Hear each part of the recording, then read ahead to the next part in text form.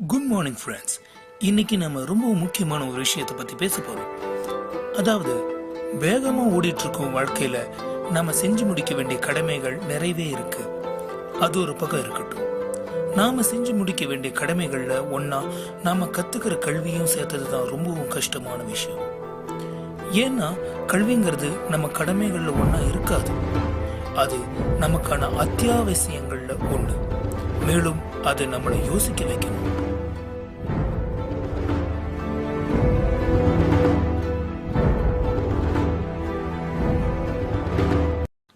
Question 1. தற்போது நடைமுறையில் இருக்கும் கல்வி முறை ஏற்றுக்கொள்ளக்கூடியதாக இருக்கிறதா?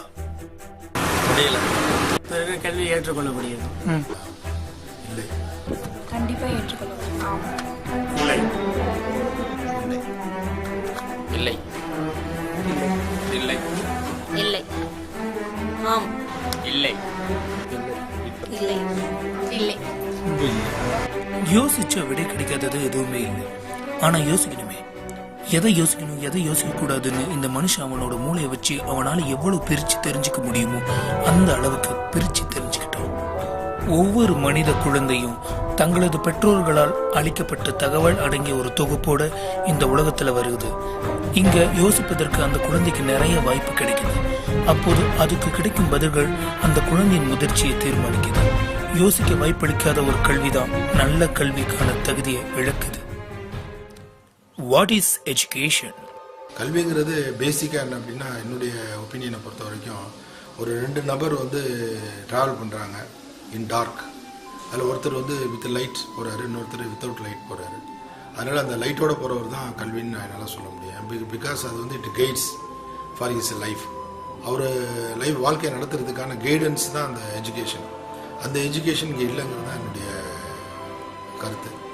அதான் படிப்பு அப்படிங்கிறது மாணவர்களுக்கு இன்ட்ரெஸ்ட் இருக்கணும். அவங்களுக்கு அதிகமாக இருந்தால் தான் அந்த படிப்புங்கிறதுல அவனுக்கு ஒரு உபயோகம் உள்ளதாக இருக்கும். கட்டாயப்படுத்தியெல்லாம் யாரையும் படிக்க வைக்க முடியாது. படிக்கிற படிப்பு மனப்பாடம் பண்ணி பரீட்சை எழுதுகிற மாதிரி இருக்கு. அது வேலைக்கு தகுந்த மாதிரியான படிப்பு இல்லை. 70% படிக்கிற படிப்புக்கும் வேலை செய்யறதுக்கும் தொடர்பு இருக்கு.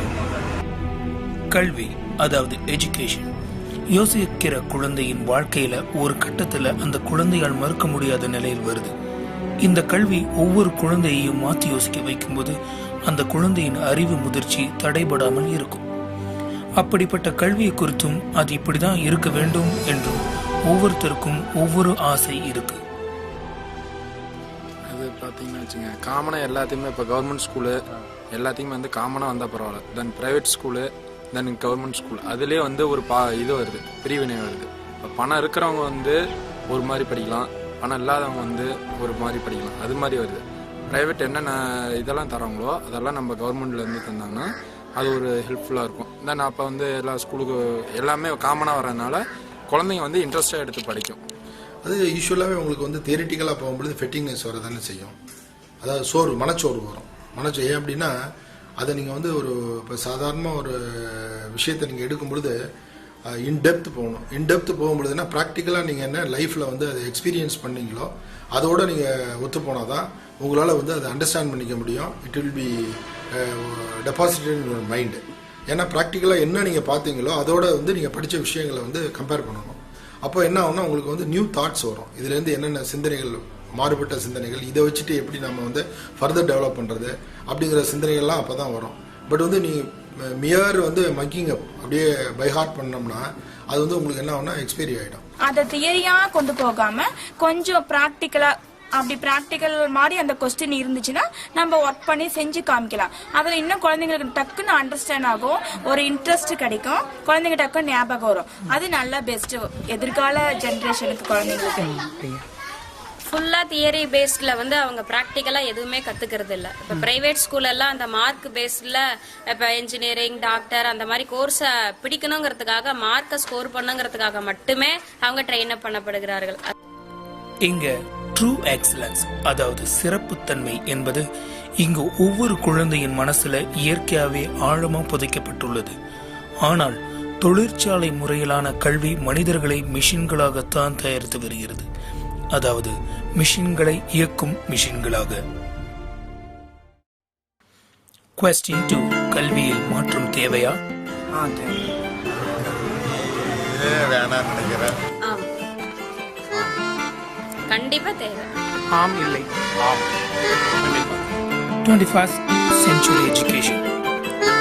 நம்ம 21ஆம் நூற்றாண்டு மனிதர்கள். அதனால நமக்கு கண்டிப்பா ஒரு மாற்றம் தேவையில்லையா? மாற்றம் ஒன்றே மாறாது.